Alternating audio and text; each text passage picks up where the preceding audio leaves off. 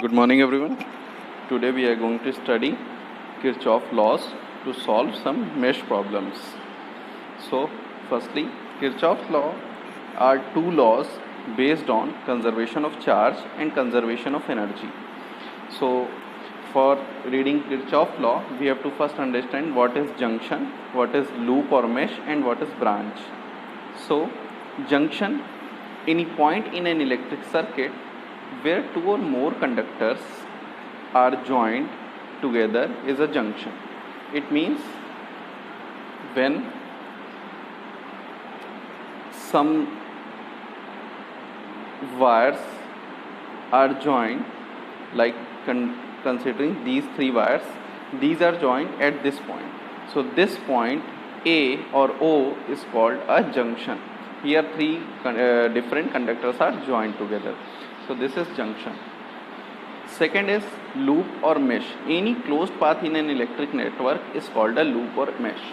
See, here closed path is a keyword. That is, when current passes through any circuit such that current traverses a closed path, मतलब एक जगह से start हो और कहीं पे जाके दोबारा से उसी पाथ पे एंड करे, यानी ये कंप्लीट करंट फ्लो कर सके, तो उस पर्टिकुलर सर्किट को जो क्लोज पाथ होता है उसको कहते हैं मेश या लूप. ठीक है. Third one is branch. तो किसी भी दो जंक्शन के बीच, जैसे ये है, मान लीजिए एक सर्किट हम बना लेते हैं. ठीक है, ये एक सर्किट है, यहाँ एक बैटरी लगी हुई है, तो ये किसी भी दो जंक्शन के बीच, ये एक जंक्शन, ये एक जंक्शन है यहाँ पे. ठीक है, इस तरह, या इसके ये दो जंक्शंस हैं, तो इसके बीच में जो भी वो है, जैसे ये वाली एक ब्रांच है, ये वाली, तो ये क्या कहलाएगी? ब्रांच कहलाएगी. जब जो दो जंक्शन के बीच में जो एक आर्म होता है उसको हम कहते हैं ब्रांच. तो किरचॉफ्स लॉस कौन कौन से होते हैं? तो फर्स्ट किरचॉफ लॉ है जिसको हम नाम देते हैं जंक्शन लॉ, जंक्शन रूल, या इसको हम कह सकते हैं Kirchhoff's first law, first law, या इसको एक नाम हम और कह सकते हैं Kirchhoff's current rule, Kirchhoff's current law. ठीक है, इसमें से कुछ भी नाम हो सकता है. देखिए, ये कहता क्या है? किसी भी एक सर्किट में, किसी भी एक पर्टिकुलर जंक्शन पे जितनी भी करंट्स आती हैं उनका एल्जेब्रिक सम 0 होता है. मतलब क्या है? मान लीजिए ये 4 आर्म हैं, 4 आर्म मैंने मान लिए, तो ये हो गया. यहाँ से ये करंट एक इस पॉइंट को ही कंसिडर करिए, यहाँ कुछ करंट I1 और I2 मान लीजिए यहाँ आ रही है इस पॉइंट के तरफ, और यहाँ से आगे बढ़ रही है I3 इस दिशा में और I4 इस डायरेक्शन में. So these two current, these 4 current, summation of algebraic sum of these 4 currents will be 0. Means summation I is equals to 0. ठीक है. अब समेशन कैसा लेना है? जंक्शन की तरफ जो करंट आ रही है, हमने अगर उसको पॉजिटिव ले लिया, जनरली उसे पॉजिटिव ही लेते हैं, तो जंक्शन की ओर जाने वाली या जंक्शन को अप्रोच करने वाली करंट को पॉजिटिव लेते हैं, और जंक्शन से दूर यानी जंक्शन से निकल रही है far away, then that will be taken as negative. So here I1 plus I2, these two will be positive, but I3 and I4 will be taken as negative. So these summation of all these will be equals to 0. So this is Kirchhoff's current loop. इसका हम कैसे application करते हैं ये हम देखेंगे. अब यहाँ पे देखिए, जब करंट जितनी आ रही है उतनी आगे जा रही है, ये कौन सा कंजर्वेशन है? ऑब्वियस है कि चार्जेस फ्लो कर रहे हैं. So how much charges is approaching here will exactly equals to the number of charges that will move far away from this point. So it is actually the conservation of charge, conservation of charge. ये directly पूछा जा सकता है आपसे objective question में, क्योंकि अब objective questions भी आते हैं. तो conservation of charge first law है हमारा किरचॉफ का, या फिर करंट जंक्शन रूल जिसको कहते हैं, या किरचॉफ करंट रूल कहते हैं. ठीक है. तो अब सेकंड है Kirchhoff's voltage law. Kirchhoff's voltage law क्या चीज़ है? ऑब्वियस है कि वहाँ पे ईएमएफ्स या पोटेंशियल्स की स्टडी होगी. किसी भी क्लोज्ड लूप में इसका स्टेटमेंट देख लेते हैं। पहली चीज़ तो इसको कहते क्या है, किरचॉफ्स वोल्टेज लॉ भी कहते हैं इसको लूप रूल कहते हैं, या इसको और क्या कह सकते हैं, किरचॉफ्स सेकेंड लॉ भी कहते हैं, किरचॉफ्स सेकेंड लॉ। ये तीनों ही इसी के नाम होते हैं, कोई भी यूज़ किया जा सकता है। इसके according for any closed loop, around any closed loop और network, the algebraic sum of changes in potential must be zero. इसको समझने के लिए ऐसा कह सकते हैं कि मान लीजिए ये एक लूप है जिसमें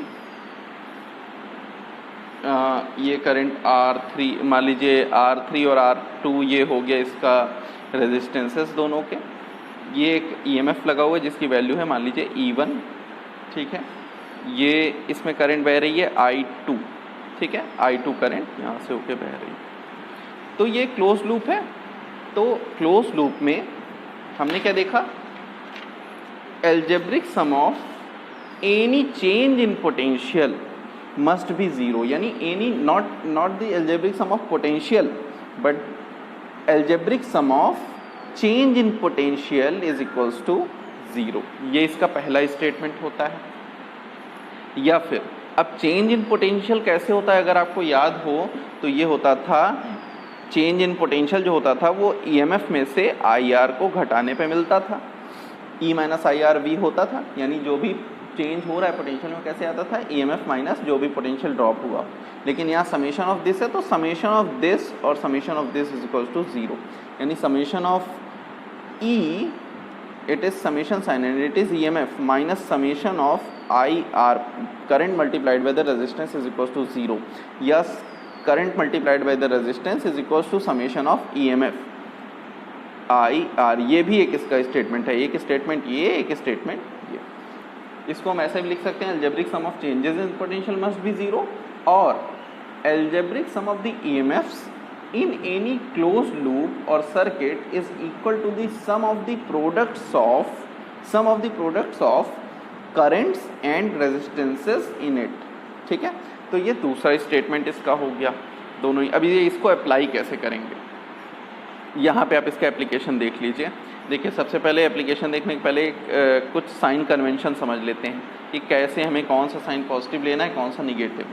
तो पहली चीज़ तो करंट कोई भी डायरेक्शन में ले सकते हैं, और हमारा ट्रेवर्सल जो हम इसको नापना शुरू करेंगे, काउंटिंग शुरू करेंगे, वो भी किसी भी डायरेक्शन में हो सकती है। For this first rule is, जब भी हम करंट देख रहे हों, करंट या ट्रेवर्सल अलग अलग चीज़ है। जब मैं ट्रेवर्सल बोलूं यानी मेरा खुद का कंसिडरेशन नापना, तो हम उसकी अभी बात कर रहे हैं। अगर हम नाप कैसे रहे हैं, माइनस और प्लस इस तरह का EMF है, अगर हमने अपना ट्रेवर्सल यानी नापने की डायरेक्शन इधर से इधर ली, यानी निगेटिव से पॉजिटिव बैटरी के अक्रॉस, पॉजिटिव से निगेटिव ऐसे होता है, निगेटिव से पॉजिटिव बैटरी के अक्रॉस या सेल के अक्रॉस, तब हम क्या कहते हैं, हमें EMF को कैसा लेना है, प्लस E लेना है। EMF कैसा लेना है, प्लस E, यानी अगर 2 वोल्ट है तो 2 वोल्ट लेना है। अगर यहाँ पे इसका उल्टा हो जाए, अगर ये ट्रेवर्सल है, ये कोई करंट की डायरेक्शन नहीं है, ये हमारे नापने की डायरेक्शन है, ठीक है। इसी तरह अगर मान लीजिए ये ऐसे हो, लेकिन हमने नापा उल्टा, इधर से इधर, यानी पॉजिटिव से निगेटिव इसी में सेल के थ्रू, तो हम पोटेंशियल कैसा लेंगे, माइनस E, मतलब 2 वोल्ट का है तो -2 वोल्ट इसको हम लेंगे, ठीक है। तो ये अभी जब हम क्वेश्चन करेंगे तो ज़्यादा बेटर समझ में आएगा। So here it will be positive EMF and here this will be negative EMF। ध्यान रखिएगा ये ट्रेवर्सल की डायरेक्शन से आया है, करंट के डायरेक्शन से नहीं। अब देखिए दूसरा क्या है कि हमें, अब ये तो EMF नापने का हो गया, जैसे EMF का हो गया, अब IR के लिए हमें क्या लेना है, IR कब पॉजिटिव होगा, IR कब निगेटिव होगा। तो थर्ड रूल इसमें आप ध्यान दीजिए कि अगर अब यहाँ पे करंट लेंगे, अभी पिछली बार हमने ट्रेवर्सल लिया था ना, तो करंट और ट्रेवर्सल कैसे कंपेयर किया था, पॉजिटिव और निगेटिव साइन से कंपेयर किया था, पॉजिटिव निगेटिव साइन को ट्रेवर्सल की डायरेक्शन से। ये जो मैं एरो बना रहा हूँ ये नापने की डायरेक्शन। अब अगर मान लीजिए करंट ऐसे बह रही थी, ये कोई रेजिस्टेंस लगा था जिसका ऐसे मान सकते हैं कि ये प्लस है ये माइनस है, कई करंट इधर से आ रही है और इधर को जा रही है, करंट ऐसे को जा रही है। अगर मैंने अपना जो मेजरमेंट है वो इधर से इधर नापा, यानी करंट की डायरेक्शन में नापा, तो IR को हम कैसा लेंगे, पॉजिटिव लेंगे, यानी पोटेंशियल ड्रॉप हम कैसा लेंगे, पॉजिटिव, यानी क्या है, positive potential drop, potential drop, ठीक है। लेकिन अगर मैंने मान लीजिए यही एक्सप्रेशन प्लस इधर ही है माइनस इधर ही, लेकिन करंट ऐसे ही थी, मैंने नापा उल्टा इधर से इधर, तो V क्या हो जाएगा, माइनस IR, यानी करंट के अपोजिट जब मेजरमेंट लेंगे तो माइनस, यानी ये कैसा हो जाएगा, निगेटिव पोटेंशियल ड्रॉप, ठीक है। तो ये हमारे नापने की डायरेक्शन बताता है, ना कि करंट की। करंट से कंपेयर कर रहे हैं पहले और इस वाले में वोल्टेज से कंपेयर कर रहे हैं, तो हम डिसाइड करते हैं कि EMF को पॉजिटिव कब लेना है और I इंटू R यानी पोटेंशियल ड्रॉप को पॉजिटिव कब लेना है। तो अब देखिए एक एग्जाम्पल देखते हैं, ये वाला। इसमें देखिए साफ साफ दिख रहा है कि करंट ऐसे निकल रही है, यानी करंट निगेटिव से पॉजिटिव की तरफ जा रही है, निगेटिव से पॉजिटिव, देखिए ऐसे होके जाएगी ना करंट। अगर I2 ऐसे निकली है तो I2 ऐसे आएगी भी। I1 अगर मान लीजिए I1 करंट लिए हैं, I2 क्यों लेंगे, एक ही करंट है। I1 से I2 ये निगेटिव से पॉजिटिव जा रही है, यानी EMF कैसा लेना है, पॉजिटिव। EMF वाले साइड पॉजिटिव कर दिया, देखिए EMF वाले साइड पॉजिटिव, I1 करंट ऐसे निगेटिव से पॉजिटिव जा रही है। अब IR इक्वल साइन लगा है, देखिए कुछ किताबों में इक्वल साइन के इधर जीरो रख के सारी चीज़ों को इक्वलिटी के दूसरे साइड ले लेते हैं, लेकिन यहाँ पे मैं आपको इक्वल के दोनों साइड डायरेक्शन से बता रहा हूँ, तो इस चीज़ का ध्यान दीजिएगा, हर बार चेक करिएगा हर क्वेश्चन में।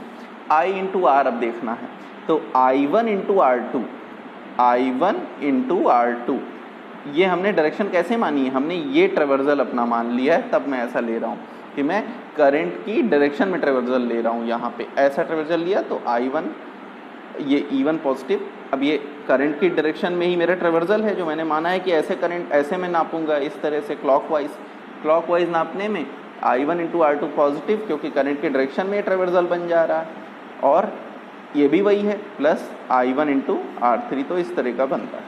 अब एक एग्जांपल ऐसा ले लेते हैं जिसमें दो अलग अलग डिफरेंट मेश लूप बन रहे हों, तो इसके लिए एक सर्किट बना लेते हैं। ये हो गया मान लीजिए R3, R2, यहाँ एक EMF लगा हुआ है, ये एक और हो गया R1, यहाँ एक लगा हुआ है एक और EMF, ठीक है। A B C D E F, ठीक है, ये सारी क्वांटिटीज़ हो गई। अब ये करंट मैंने मान लिया। अब देखिए अभी यहाँ अगर कोई करंट ना हो तब आपको खुद से करंट मानना चाहिए।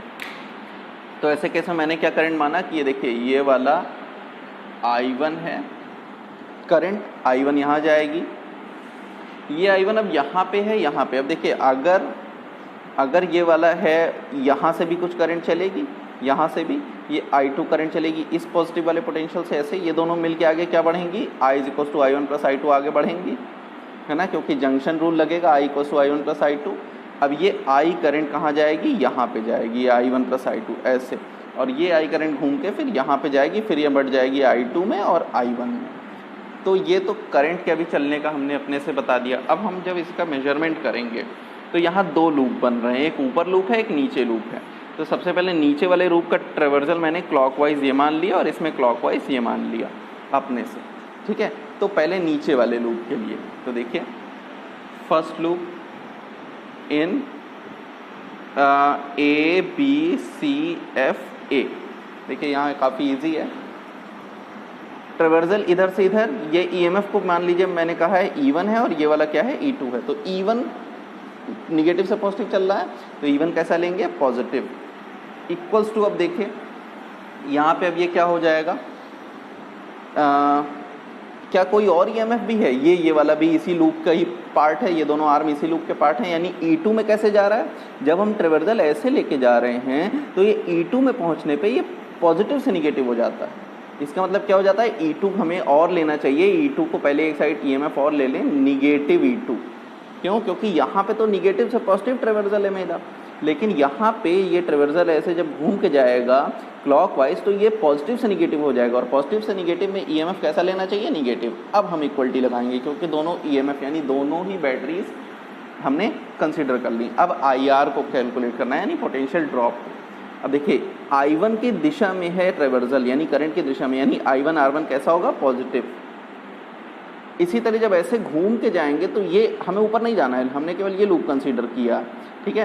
तो ये वाले में, इस वाले लूप में देखिए करंट इधर हो गई, हमारा ट्रेवर्जल क्लॉकवाइज है तो करंट की अपोजिट डायरेक्शन में है, और करंट कितनी है? ये वाली ऊपर वाली करंट लेना है, नीचे वाली I1 करंट इस वाले के थ्रू, R2 के थ्रू कौन सी? I2 करंट, यानी R2 में I2 मल्टीप्लाई करेंगे, लेकिन कैसा? निगेटिव साइन, क्योंकि अपोजिट डायरेक्शन हो गई। आपको वो दूसरा वाला अगर कन्वेंशन याद हो साइन का तो I2 R2, ठीक है। तो ये लूप दूसरा वाला हो गया, ठीक है। तो हमें क्या क्या देखना रहता है? पहले ईएमएफ दोनों देख लिया, ईएमएफ में हमने ट्रेवर्जल, ये चीज़ हमें अपने से मानना पड़ता है, ये जो लूप है ये हमें अपने से मानना पड़ता है, और कहीं कहीं करंट भी अपने से एज्यूम करनी होती है कि I1 है कि I2 है कि I3। तो अब यहाँ पे देख रहे हैं पहले E1 माइनस E2 और इक्वल के दूसरी साइड IR का सबका लेना था, तो IR केवल इस वाले लूप के लिए लेना है, इतने के लिए। तो IR इस वाले में I और इसकी दिशा सेम हो गई, लेकिन ये I अब यहाँ पे नहीं जा रही है, I तो मिल के आगे जा रही है ना, यहाँ पे तो केवल I2 है इस वाली आर्म में, तो I2 और R2, लेकिन माइनस साइन के साथ। तो अब ये इक्वेशन जो हो गई ये हमारी फर्स्ट इक्वेशन हो गई लूप 1 के लिए। इसी तरह दूसरी equation in second loop, that is CDEFC। इस लूप के लिए देखिए ये भी बड़ा इजी है, यहाँ केवल देखिए कितने लूप, इसमें कितने, ये वाले में भी क्लॉकवाइज लिया, इसमें ईएमएफ कितने हैं? केवल एक है, कौन सा? E2, और E2 में जब हमने ट्रेवर्जल लिया तो माइनस से प्लस हो गया, तो यानी E2 हम पॉजिटिव लेंगे, ठीक है। अब यहाँ करंट देखिए, हमने ट्रेवर्जल ऐसे लिया और इस बार देखिए करंट I2 की दिशा में ही हमारा ट्रेवर्जल आ गया, यानी I2 R2 कैसा होगा इस बार? क्योंकि I2 R2 तो इसमें भी है और इस वाले में भी कॉमन है, तो I2 R2 तो रहना ही है, तो लेकिन ये पॉजिटिव I2 R2 प्लस। अब देखिए R3 वाला इस वाले लूप का पार्ट है, लेकिन R3 में कितनी करंट है? I, जो किसके बराबर है? I1 प्लस I2 के, यानी R3 में कौन सा है? R3 में I1 प्लस I2 दोनों है, और करंट ये जो लूप हमने बनाया है इसकी दिशा में, यानी ये दोनों भी पॉजिटिव होगा, यानी यहाँ पे क्या होगा? I1 प्लस I2 मिलके किस में जाएंगी? R3 में, और हमारा कंसिडरेशन यानी ट्रेवर्जल और जो करंट की डायरेक्शन है दोनों सेम है, ठीक है। तो ये दोनों इक्वेशंस तैयार हो जाएंगी। अब इन्हीं का इस्तेमाल करके हमें क्वेश्चन सॉल्व करने होते हैं, ठीक है। तो एक दो क्वेश्चंस भी देख लेते हैं, एग्जाम्पल।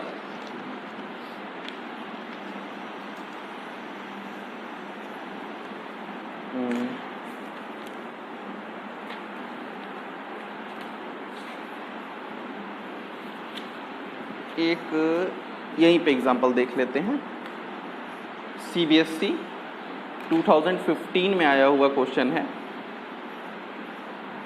इसमें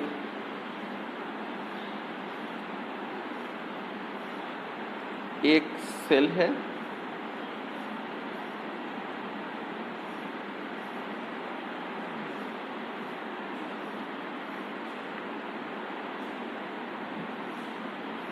और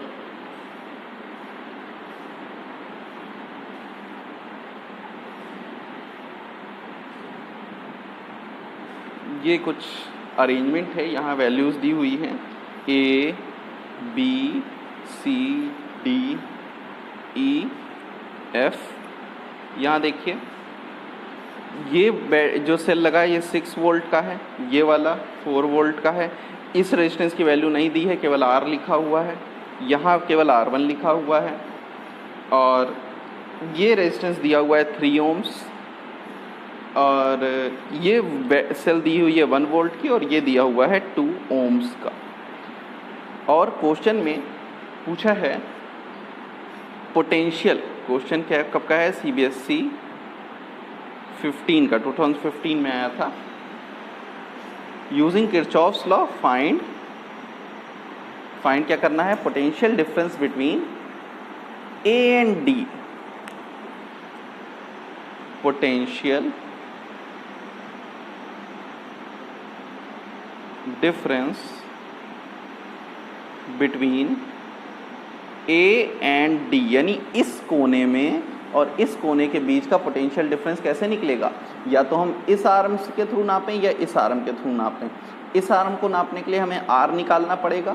एक कंडीशन दी हुई है, when no current flows in arm BE, BE arm में, यानी ये जो बीच वाली आर्म है इसमें जब कोई भी करंट ना बह रही हो तब हमें ए और डी के बीच में पोटेंशियल निकालना है। अब देखिए कितना इजी हो जाता है कि अगर ए और डी के बीच में निकालना है, बीई में कोई भी करंट नहीं बह रही है, यानी ये खुला वायर है और ये खुला वायर है। यहाँ पे लेकिन एक अननोन आर है और यहाँ पे कोई भी अननोन नहीं है, ठीक है। अगर हम किसी तरह करंट पता कर लें कि कितनी बह रही है ए और डी के बीच में, तो हम निकाल ले जाएंगे कि इसके बीच का पोटेंशियल कितना है। तो हमें क्या निकालनी है, ए और डी के बीच की करंट। तो उसको निकालने के लिए सबसे पहले हमें ये पता है कि इसके बीच में कोई भी करंट नहीं फ्लो हो रही है, ये हमारे पास प्लस पॉइंट है, ठीक है। तो अब देखिए सॉल्व कैसे होगा। सबसे पहले तो ये सभी रेजिस्टेंसेस ध्यान दीजिएगा, ये 2 ओम है। हमने एक ये करंट, देखिए मैंने कहा था आपसे कि जब कई क्वेश्चंस में करंट नहीं दी रहती, हमें कुछ एक अज्यूम कर लेनी होती है, क्योंकि हमें निकालना है यही करंट। तो हमने मान लिया कि आई करंट इसके अंदर फ्लो हो रही है। अब देखिए यहाँ लूप कौन सा है, लूप जो एक कंप्लीट सर्किट देगा। अब देखिए अभी के केस में, इस पर्टिकुलर केस में जब हमने मान लिया कि इसके अंदर से करंट आई बह रही है, लेकिन हमें पता है कि आई 0 है इस वाले आर्म में, लेकिन हमने मान लिया कि ये वाली लूप है बनता, ठीक है ना, ये बन रहा है, हमने इसको क्लॉकवाइज ले लिया। अब इसको लेते ही हम इसके लिए इक्वेशन लिखते हैं लूप के लिए। तो ये क्या बन जाएगी, इसको ध्यान दीजिएगा, consider which one, A F E B A, ठीक है ना, वही छोटा वाला लूप। इतने से ही काम हमारा हो जाएगा, क्योंकि यहाँ पे देखिए यहाँ पे कोई भी और रेजिस्टेंस नहीं है। अब देखिए सबसे पहले तो यहाँ से आई करंट निकल रही है, उसको तो छोड़ देते हैं, पहले हम किस पे आते हैं, ईएमएफ्स पे।